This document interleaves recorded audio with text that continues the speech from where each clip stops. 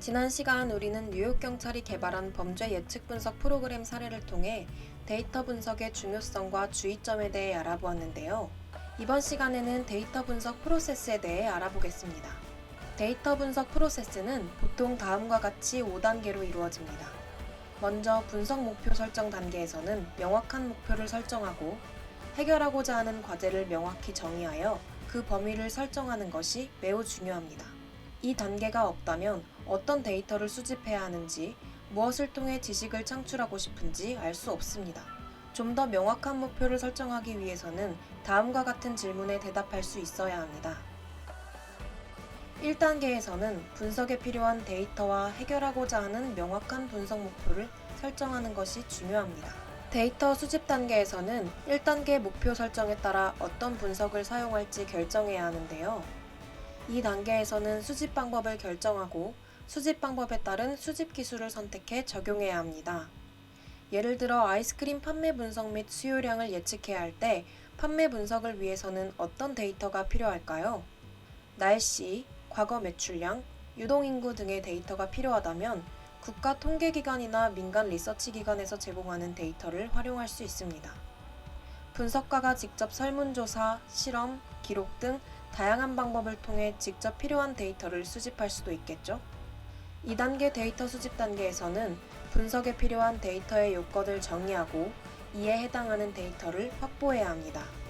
윗단계에서 분석하고자 하는 목표를 설정하고 그에 따라 필요한 많은 양의 데이터를 수집했다면 이번 단계에서는 수집한 데이터를 원하는 형태로 가공, 정제하여 분석에 사용해야 합니다.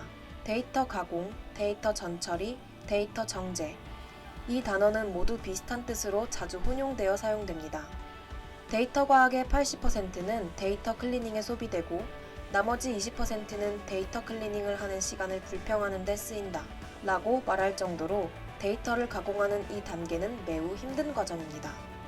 예를 들어 한 경찰이 어떤 사건을 수사한다고 할 때 이 경찰은 사건을 해결하기 위한 모든 증거를 찾고 확인해야겠죠. 데이터도 마찬가지입니다. 형사가 필요한 증거를 찾고 확인하는 과정이 바로 데이터 가공 단계입니다. 이 단계를 거치지 않고 데이터를 바로 분석에 쓰는 경우는 거의 없습니다.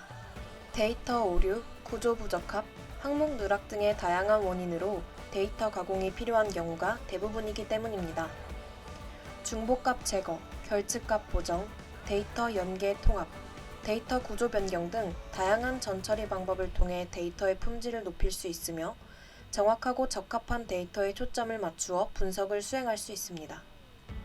이 단계에서 우리는 가능한 최상의 데이터를 만들기 위해 노력해야 합니다. 데이터 가공이 끝났다면 다음 단계는 데이터 분석 단계입니다. 앞에서 설정한 분석 목표에 따라 분석 방법을 결정해야 합니다. 데이터 분석 방법에는 여러 종류가 있으며 다양한 기준에 따라 나눌 수 있습니다. 먼저 정량적 데이터 분석과 정성적 데이터 분석이 있는데요. 정량적 데이터 분석은 수치 기반의 데이터를 바탕으로 분석하는 방법입니다. 정성적 데이터 분석 수치가 아닌 정성적인 데이터를 기반으로 데이터를 분석하는 방법입니다.